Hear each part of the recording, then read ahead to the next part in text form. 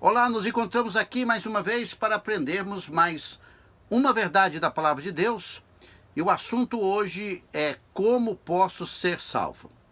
Fazemos muitas perguntas e por vezes não fazemos a mais importante de todas elas.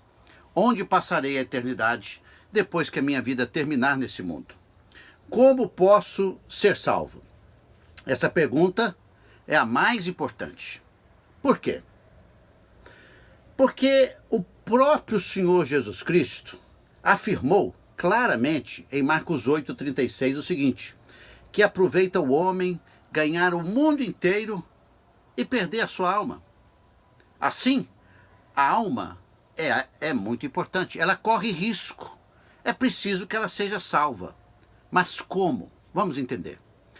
A Bíblia deixa claro que a alma de todo ser humano está perdida espiritualmente. Por quê? Porque todos são pecadores, todos pecaram contra Deus. Romanos 3,23 diz: pois todos pecaram e carecem da glória de Deus. Porque todos pecaram, a consequência visível é a morte física. Romanos 6,23 diz: porque o salário do pecado é a morte. Agora, enquanto a consequência visível do pecado é a morte física, ela não é o único tipo de morte. A palavra morte significa separação. Há também a morte eterna. Enquanto a morte física separa a alma do corpo, a morte eterna separa a pessoa eternamente de Deus.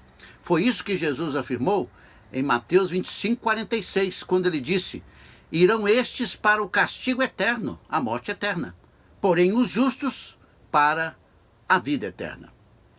Se o pecado, então, é o que conduz à morte física e à morte eterna, a pergunta é: como, então, alguém pode ser salvo eternamente do pecado?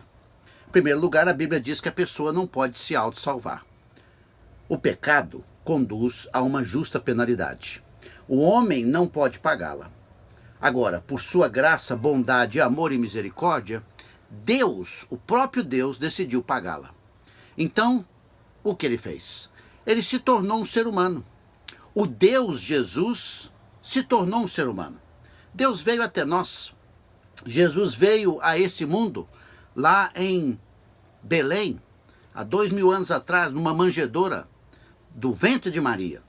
Jesus veio ao mundo e voluntariamente se entregou na cruz do Calvário como sacrifício pelo pecado, porque sendo Deus ele não tem pecado. Lá na cruz ele recebeu a ira de Deus pelo pecado, ele expiou o preço do pecado, ele ali pagou o preço.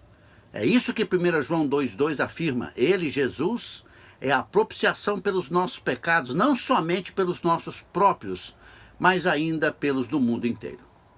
Então Jesus morreu, pagou o preço do pecado, mas não ficou morto.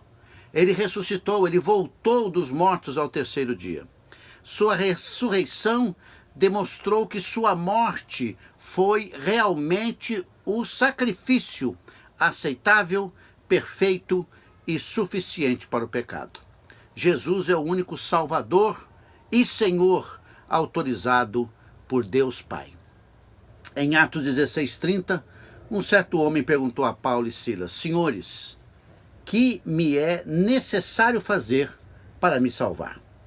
Então Paulo e Silas responderam no versículo 31, crê no Senhor Jesus e serás salvo.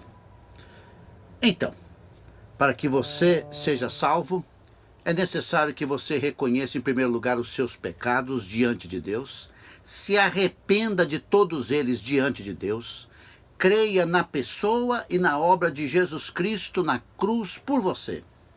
E ao fazer isso, por graça, Deus lhe concede e lhe garante a vida eterna. Você estará salvo.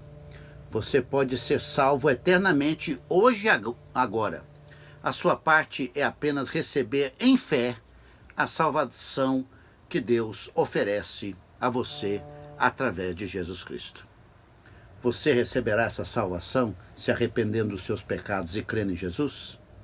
Essa é a sua responsabilidade neste processo. Deus te abençoe.